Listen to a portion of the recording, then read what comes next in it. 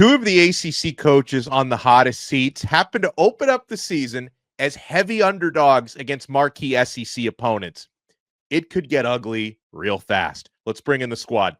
You're talking ball with the ACC Squad, sponsored by Game Time.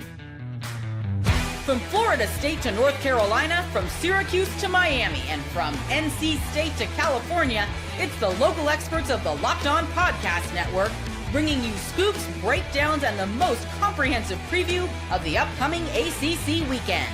Hang on, it could get loud, it could get heated, and it will definitely be fun.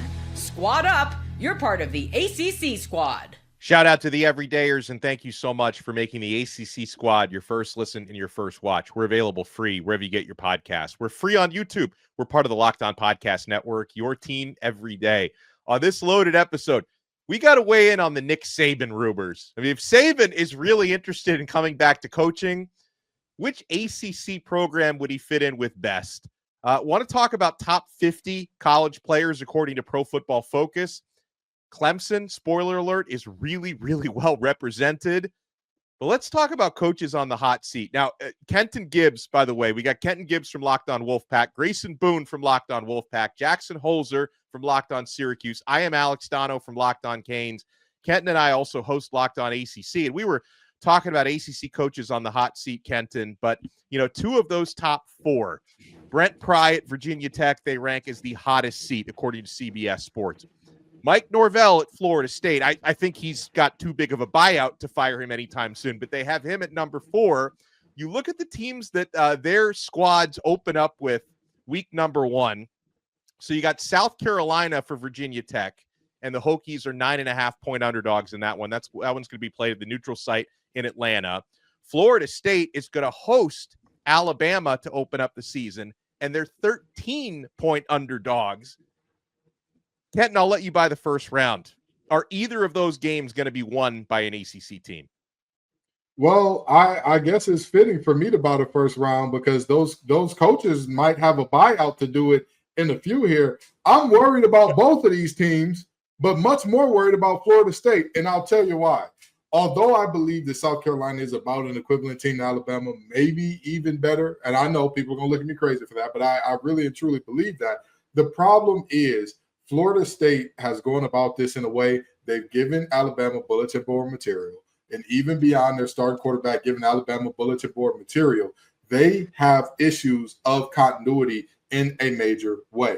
I have told everybody that after last year, I have enough data on first-year transfer quarterbacks to know, by and large, for the most part, it's going to be an adjustment. Unless you're walking into a situation where you've got a bunch of guys around you who are stars or close to stars, like what Kyle McCord had last year. With all due respect to Meeks, he was the only one in that crew that was like, this is a fresh face. Who is he? Everybody else, Gadsden, we knew him. He was a ball player before then. Pena, he elevated a level last year, but even before then, we saw him as a legitimate threat. At Florida State, you're breaking in everything brand new out the gate against a Bama team where I'm just saying, man, you got deficiencies everywhere, and now your quarterback is throwing his old teammates under the bus. He's throwing DeBoer under the bus somehow, and they're not even on the same thing. It's very worrisome, as opposed to a Virginia Tech team where you bring back a starting quarterback that, although it feels like Groundhog's Day, we believe in him every year, this may finally be his moment to show up and show out big time. They bring back a lot of return production. Ali Jennings should be healthy this year. You're looking at a very different situation for those two teams. So I'm deeply worried that, Norvell's seat might be hot as fish grease by week 2.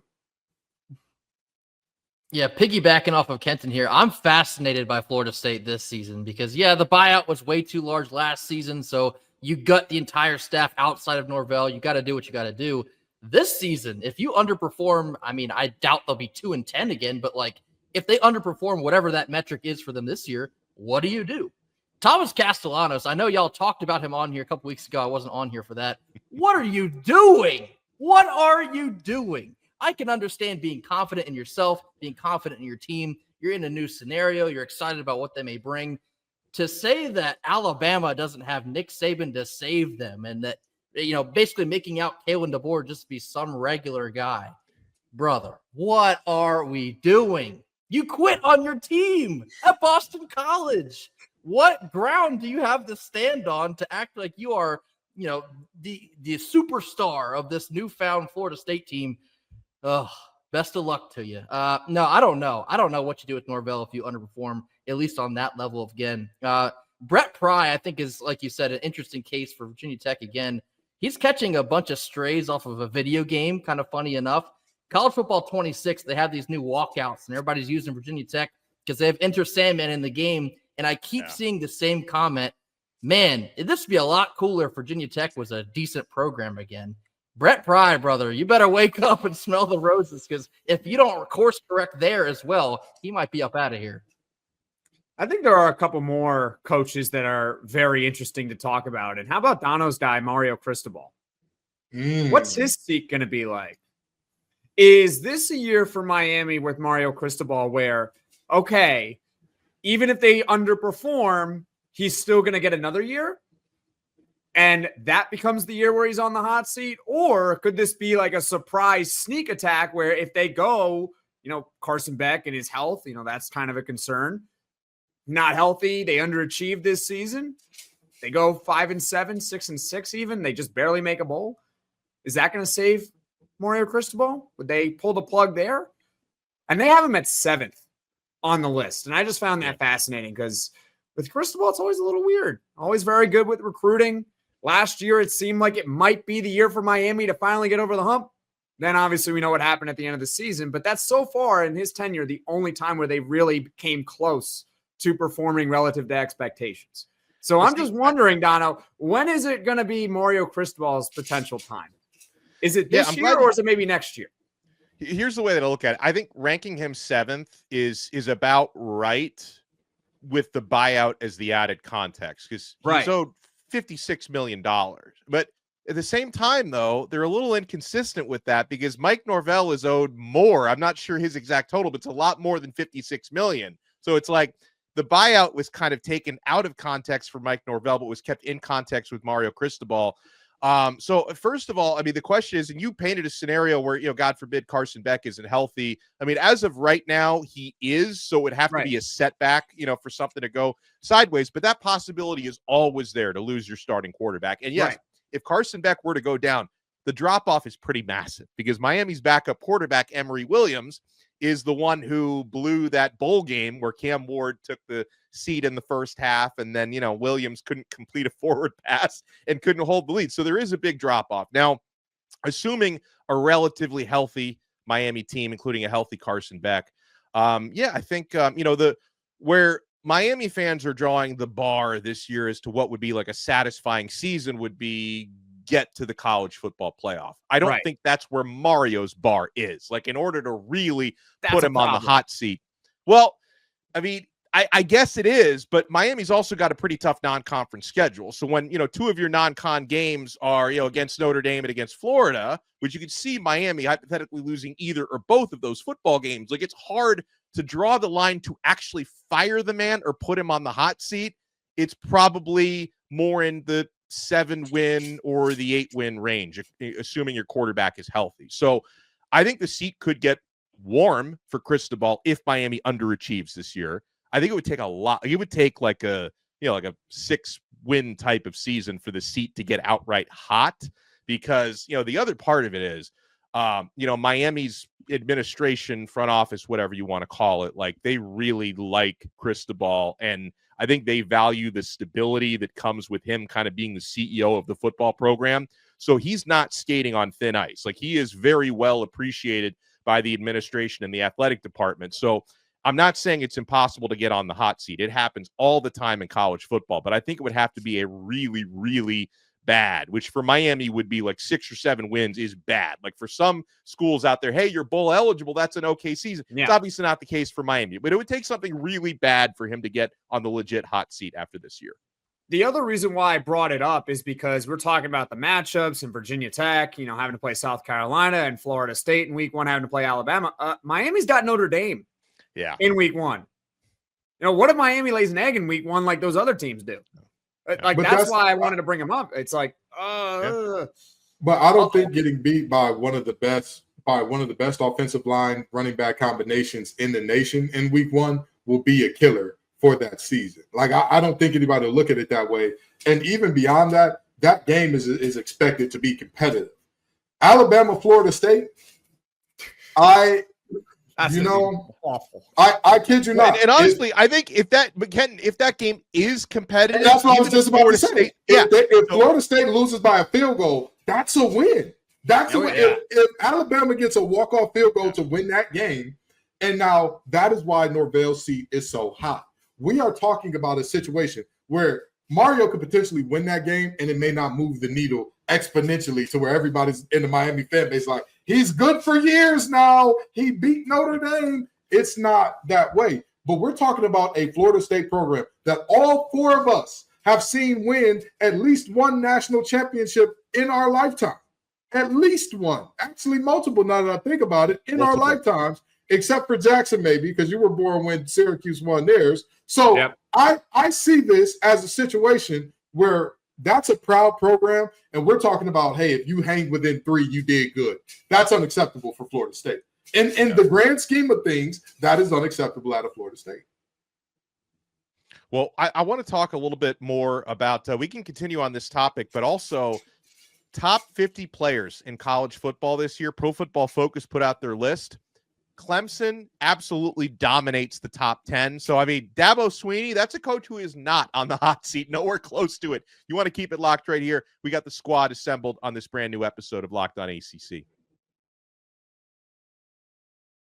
Folks, we've been having such a great time. The dog days of summer are more fun when you have FanDuel, and summer sports are in full swing. Whether you're all about baseball under the lights, golf on the green, or high-stakes soccer action, FanDuel is the best way to make every game even more exciting.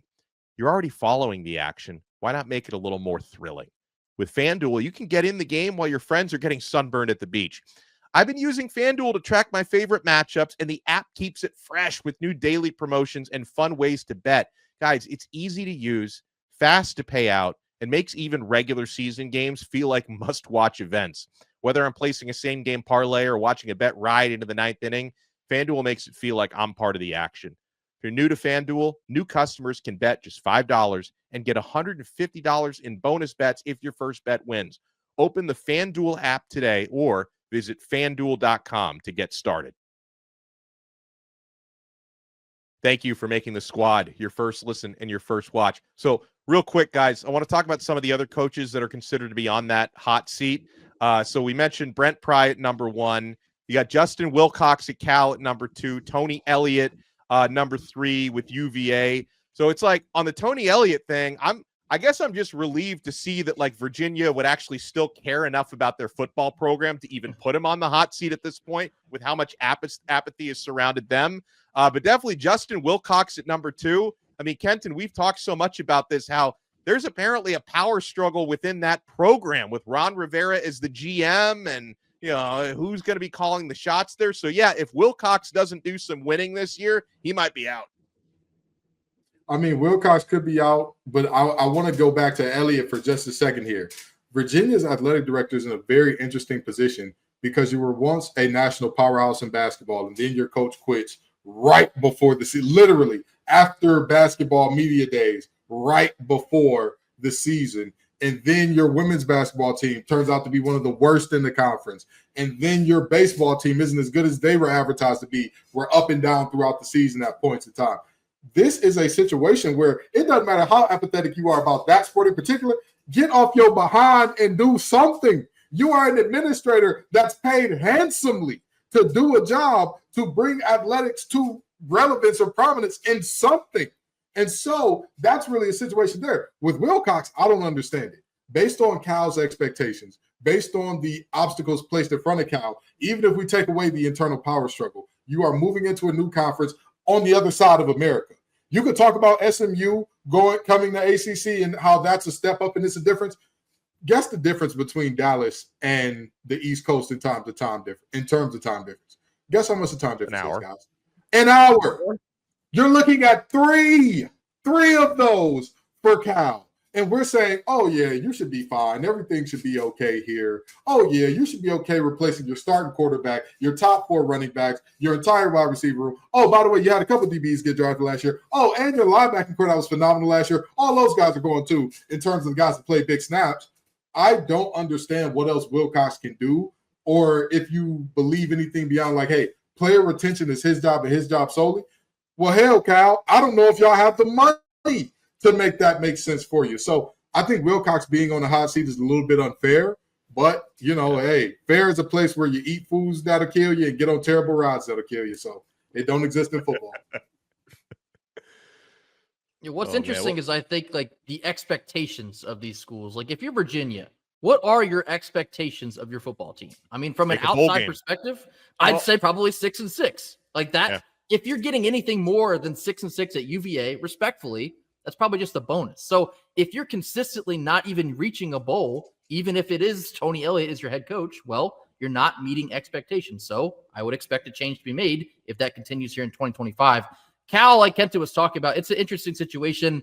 Whether there's a power struggle there with Ron Rivera, I don't want to get into that. But with Cal, it's kind of the same thing. Although Cal used to have bigger aspirations than I'd say what they currently do. Like I grew up on Aaron Rodgers and Marshawn Lynch and Deshaun Jackson at Cal, or even Jared Goff somewhat recently at Cal. Great players coming out of Cal.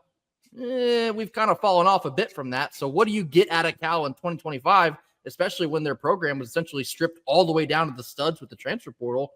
I don't know. I mean, maybe Wilcox will be on the hot seat. I guess I wouldn't necessarily be surprised, but it's going to come back to expectations. What are you expecting from Cal Bears in 2025?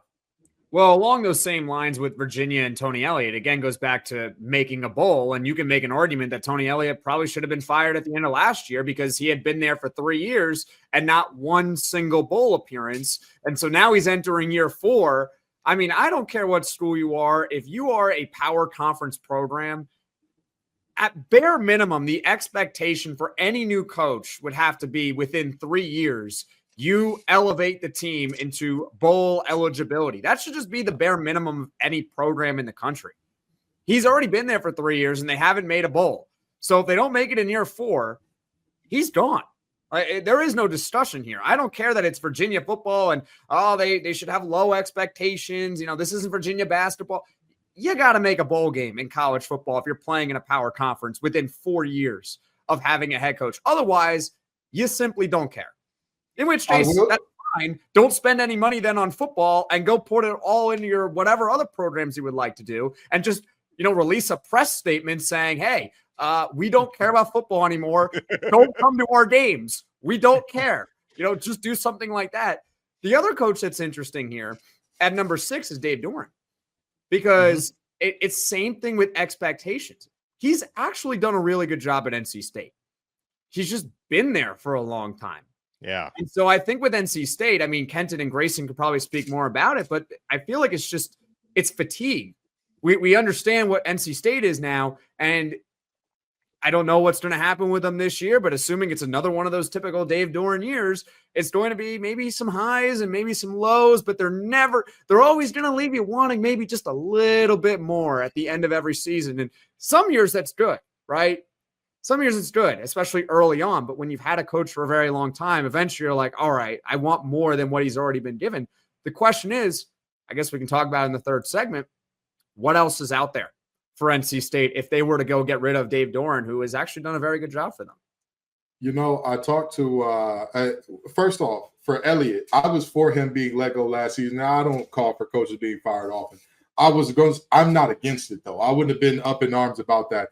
But he did get the mulligan because of the shooting incident that happened in year 2, where it was like, oh, man, that kind of shook up the team in a major way. So that's most likely what got him that extra year. But in terms of Doran, I was talking to an older listener of Grayson and I's in terms of Locked On Wolfpack, and he used the phrase, you can spend forever with your wife, but not your girlfriend. And Doran's starting to feel like a long-term girlfriend. I said, oh, my God, that's perfect. I'm not going. He's married and I'm not. Okay, he's been married for 30-some odd years and I'm not. So I'm not going to go against his wisdom in terms of relationships. I can't even get off the date naps at this point. But I will look at him. I will look at that and I'll say I get the sentiment and the frustration of, again, Doran has raised the floor. The ceiling has not been raised. And so I understand why that fits the analogy of, well, if you were the guy, if you were the guy for the job, you would have got us to the levels that Chuck Amata had us at. You would have got us to the level that, and this is sad to say, but before Chuck, you got to go back to Dick Sheridan in the 80s having you at high levels. And you know, that was quite a time. But that, again, that's the 80s before Dono was even running around here playing football and whatnot. So, you know, you're looking at a situation where it's just I hate to call Doran the long-term girlfriend instead of wife, but it's starting to get to that point where it's like, we got to do something here, or else people are just going to get naturally agitated with the success that hasn't been attained.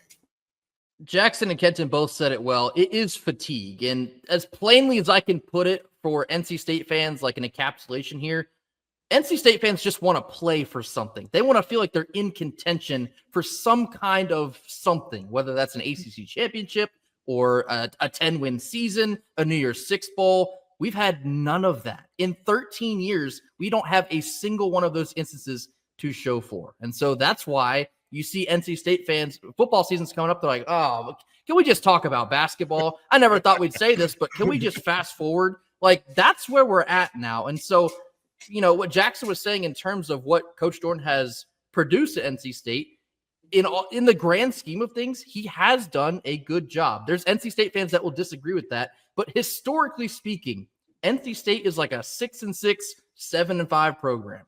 Doran has won 8+ games, even 9 games a couple of times in the last 4 to 5 years. So he's done a good job at NC State. And when you go back to expectations, it's like, okay, well then what else do you want? Do you want 10 wins? Do you want a New Year's Six Bowl? Do you want an ACC championship? I mean, even less than that, an appearance in the ACC championship. We haven't even had one of those. So when you're in year 13 and you are empty-handed in the examples I just gave to you, it's the definition of fatigue. It's like, well, how much longer does he need to get to where we're at? And when you're looking at the 2025 season, the over-under for win total is 6.5. It's like, we're still doing this, I guess. I mean, what are we doing now? And so, yeah, it just feels like you're just spinning the tires in the mud, kind of hoping and praying that eventually you'll get unstuck and find 10 wins. Well, we will circle back to Dave Doran, but when you talk about expectations, a team that has them, and they're very high this year, is Clemson. And another example of that, fellas, is I was going through, and shout out to Max Chadwick at Pro Football Focus, who is one of the big players who put this together. So PFF's top 50 players in college football for this season. I looked through that top 10 expecting to see almost all, SEC with some Big Ten sprinkled in. In fact, Ohio State has the top 2 players in the country, Jeremiah Smith and Caleb Downs. But a lot of Clemson in that top 10, fellas. 3 Clemson Tigers in the top 10, according to Pro Football Focus best players. You got defensive lineman Peter Woods at number 3. Then you've got Cade Klubnik at number 7, Clemson's quarterback. And at the end of that top 10, edge rusher TJ Parker. Now, Kenton and I, we did a crossover episode with Locked On Nittany Lions, Zach Seiko, and he was really pushing the angle of, hey, maybe we get Clemson versus Penn State in the national title game. I mean, guys, just based on all the hype coming in for the Clemson Tigers, would you say this is a, maybe national championship appearance or at least deep college football playoff run season or bust for them? Well, I 100%. Wow, really? I don't think with what Dabo Swinney has done there, it's that or bust. I think it would be a letdown. I think it'll be a disappointment. But when I think of like a, hey, this or bust type season, I'm thinking like, if you don't get this, your seat gets hot. And I don't think that happens for I don't think the seat's going to get hot. Yeah. Oh, so is it a disappointment for him to not make a deep playoff run? Absolutely. I think we can agree That's there. all yes, we're saying. Absolutely. Yeah. I 1,000% agree to that. That is something where, the talent's there. You bring back so much talent offensively. You bring back the most returning production in America. You get a defensive coordinator that was one of the best in the nation last year. When everybody knows Dabo Swinney and Brent Venables belong together. Okay, that's just what it is. So one of them needs to go outside the other's window with the boombox playing Mariah Carey, "We Belong Together," because they need to get back together. But Tom Allen, heck of a defensive coordinator as well. you think that you solved the problems that you had defensively last year because their inability to stop the run was so uncanny for Clemson. You have never watched the Clemson team and thought the way to beat them, run the ball, get physical with them, get tough with them. And yet that, counterintuitive as it was, that was the strategy last year. So I look at that team this year and I say the defensive line's another year older, star-studded as always, 2 of the top 10 players in America. The offense, K. Klubnik, has matured. The ugly little larva has developed into this beautiful butterfly that they expected coming in. And that wide receiving core, stars everywhere. Yeah. Guys that are going to be playing on Sundays everywhere. They should absolutely be looking at a deep playoff run or disappointment this year. I think a couple years ago, they go 8-4 in the regular season, and we all started writing them off. I think that tells you all you need to know about the Clemson Tigers football program right now, which is they don't care about 8, 9, 10 regular season wins or any of that stuff. They want to be in the college football playoff, and they want to win a national championship. And so I think Clemson Tiger fans would probably tell you the goal is to win the national title this season. I'm sure if you put a lie detector test in front of them, they'd probably be okay with making the Final Four or something like that. But even then, it's like, you're Clemson. You've won 2 national titles in recent memory here. This is one of the elite programs in college football. Nobody's talking about Ohio State like, oh, if Ohio State, if they make the college football playoff, is that successful or not? Like, no. Ohio State, did you win the national title? And number 2, did you beat Michigan? And you might want to flip that, honestly. I don't know what it is nowadays, what their priority is. Win the national title or beat Michigan, because last year it was I don't know. But that's my point. Alabama football this year, what do you think their expectation is? Win the national championship. If they don't win the national championship, what went wrong? We need major changes. All that fun stuff that all you like to do. So that's kind of where Clemson is. They need it's national championship, get there or bust. Otherwise, it's all right. It was another good year at Clemson, I guess. But that's how high the expectations are there relative to practically every other team in the country. You heard it here first, folks. Jackson Hoser is a Thomas Castellanos truther. If the board doesn't win a championship this year, they don't have Nick Saban to save them. Take it away, Grace. No, I was going to say, especially with Clemson, I think it's pretty well established that they are a blue blood. They're not a budding blue blood. They're not still blooming, figuring out. No, they are a blue blood. And when you are a blue blood, it is your expectation every year to play for a national championship. And this year is no different. In fact, they might have a better team this year than they did last year. And so yes, I know believe they do. Their football team, they use the hashtag all in. They're all in. I guarantee you that if you ask any person on that team, their goal is a national championship. Now, to Kenton's point, if they play in the semifinal, is that a failure of a year? I wouldn't say so. But all these lists that are coming out, like top 5 quarterback and Klubnik's in it, top 5 defense, top 5 this, top 5 that, top 50 players in the country, and they have 3 in the top 10. All that really tells me, it just kind of reconfirms everything. In the ACC specifically, it's Clemson and it's everybody else. They have the most talented team, probably the best coaching staff. They got Tom Allen now as their DC. That's crazy. I don't think that gets talked about enough. It's Clemson and it's everyone else in the ACC. And then you zoom out big picture. I do think Clemson can make a very deep run in the CFP. They might even find themselves at the very end. Coming up next, when Thomas Castellanos made his comments about Nick Saban, I think Big Nick took it personally because now there's all this chatter. He wants to coach again. Is there any team in the ACC that could be a fit? You want to keep it locked right here. We're not done yet on the squad.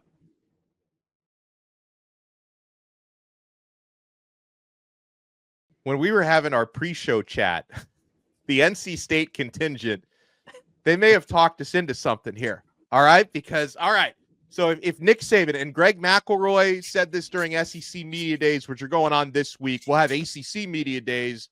I'll be out there. Kenton will be out there. Maybe can I convince Jackson, Grayson, you coming out there this year? We can get you guys out there. I will not be there, unfortunately. Couldn't make it, but cheering you guys on. How dare you? So, Greg McElroy and then Lane Kiffin also commented on it, hinting that Saban is getting that itch. He's been retired for about a year and a half, but apparently he wants to come back to coaching. I wonder if that could be maybe he tries to scratch the NFL itch again and win a Super Bowl. It's one thing he hasn't done, but we already have Bill Belichick coaching North Carolina. And Kenton, you talked me into the idea that if we could get Bill Belichick on the UNC sidelines against Nick Saban on the NC State sidelines, you talk about bringing that rivalry back to national prominence. I think we just did it. Hear me out. Nick Saban, before Alabama, and excluding the Miami Dolphins, where were his last head coaching stops, right? LSU. Traditionally, LSU has not been seen as like, hey, they're the big dogs on the block in the SEC. Traditionally, not before he got there. Exactly. They were seen as, they're right there. They've always got the talent, but they never quite got there, right? Where was he at before LSU? Michigan State, a place that lived in a relative shadow to the national brand that is the University of Michigan. Michigan's a Jordan school. North Carolina's a Jordan school. Why not play the foe to a school that's a Jordan school? I know they run a Jordan school back then. I get it. I understand. Hear me out. Follow me here, Miss Terry. North Carolina Springs, they're wonderful. It's a wonderful time. It's a great time, okay? I know y'all want to get out all that heat and humidity in Georgia. I know y'all don't like all that. Listen, come on up to North Carolina. We got mild seasons. It might be a little bit rainy from time to time, but it's mostly mild here. I think that this is a great place to retire. We got your old buddy Mac Brown out of retirement to come on to the Triangle. Come on to the Triangle and decide to keep whooping on North Carolina. Come on, Nick. We're here for you. They need a new coach. They keep saying they want a new coach at Raleigh. Who would be the better new coach for Raleigh than a school that built their tradition, hands in the dirt, ag school? Nick Saban, it's a match made in heaven if you ask me. If you get the itch, Nick, you got our number. Give us a call. I actually think this makes a lot of sense because first of all, I think NC State basketball hiring Will Wade changed a lot of how I felt about NC State because I never felt before they hired Will Wade, and I know it's a different sport, that they had the finances to actually do something like that. And then to not only hire him, but then double down and see what they did in the portal. It's kind of amazing what NC State did. It's just like they popped out of nowhere. Like, we're going to fire our coach, and I don't know what we're going to do. And then, we're going to hire like the hottest guy on the market. And then we're going to go ham in the transfer portal. Where did that all come from? What happened there?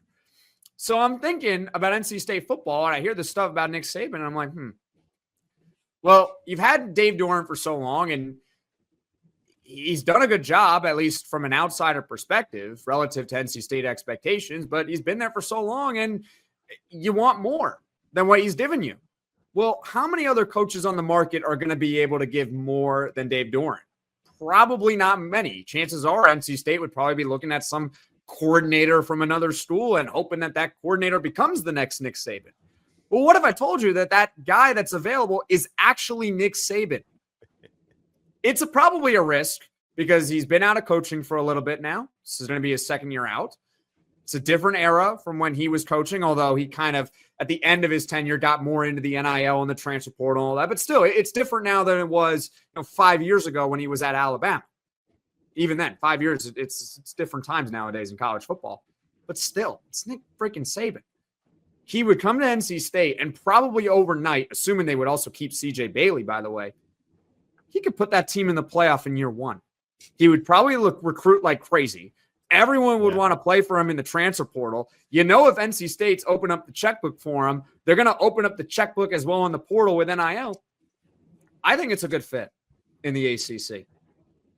What you've seen with Belichick at the blue school down the street, Nick Saban coming to Raleigh, North Carolina would dwarf that exponentially. Oh, yeah. The passion of the NC State fan base is not something that gets talked about a whole lot on a national scale because we haven't accomplished a whole lot, but you would see a reckoning on the football side. We talk about it basketball. You would hear it.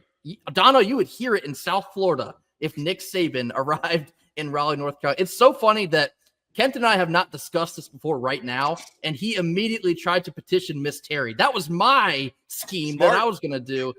I know nothing about Miss Terry, but I feel like she loves a nice garden. I will garden that woman's garden every single day if she chooses You'll be the to old make personal home. gardener. Yeah.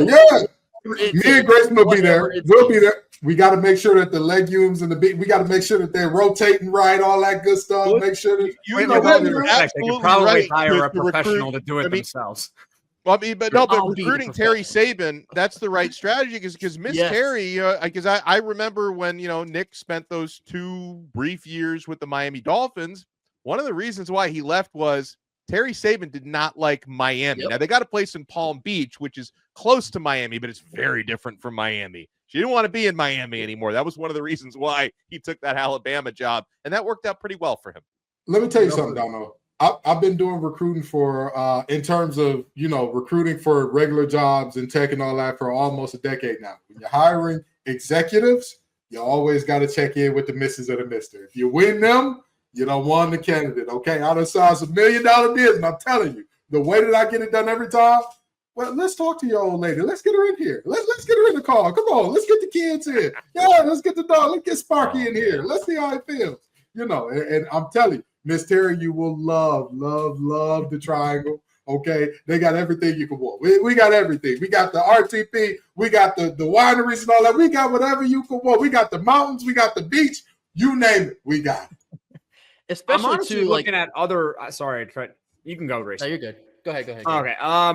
I was honestly looking at the other teams in the ACC, and I'm really trying to figure out where else Nick Saban would maybe fit. But what about Florida State? Florida State if Norvell, Yeah, but fails would he this take year? that job? Yeah. Would he want to I be feel like up he would there want, in like- in I feel like in he'd the want, like, Panhandle, lower or you want to be in states, if that makes Tallahassee? sense. Yeah, I was just about to say, you just said they left the state of Florida because they didn't like it last time. And you're walking into No, they something left that Miami. It's Well, that's Tallahassee's different. very I'm different. just wondering if Yeah. they would care about Northern Florida. But you know that I don't that's know. going to be a pressure cooker from day one as opposed to Yes. NC State. Like if you get NC State to 10 wins, great job. If you get Florida State to 10 wins and you leave them there perpetually, they're going to get an itch to replace you. They're going to get the itch. Like, what the hell is he doing getting us to 10 wins and that's it? At NC State, you'll get built a statue. You'll get built a statue. How many teams in the ACC right now would drop everything that they're doing and hire Nick Saban as their head coach? How many teams? Oh, about 3/4 of them easily. All of them but Clemson, probably. I would say probably all but Clemson. That's Yeah. probably it. Hold on. No. Syracuse, there's no way they would fire Fran to go get Nick Saban. With what he's done so far in Syracuse, they New wouldn't do York, it now. They wouldn't do it now, but I'm sure if Syracuse were to not make a bowl this season, and even with all the recruiting, if you told me Nick Saban's available, I'd be like, well, you know what? Like, But also, like, just to play devil's advocate, like, I'm not going to sit here because I know we obviously Nick Saban, no question, best. this is Nick college head coach of Saban all that we're time. talking about. Yeah, but Yeah. but it's 73-year-old Nick Saban. Exactly. Retired. Exactly. But 73-year-old Nick 71-year-old Saban Nick retired. Saban was in the playoff.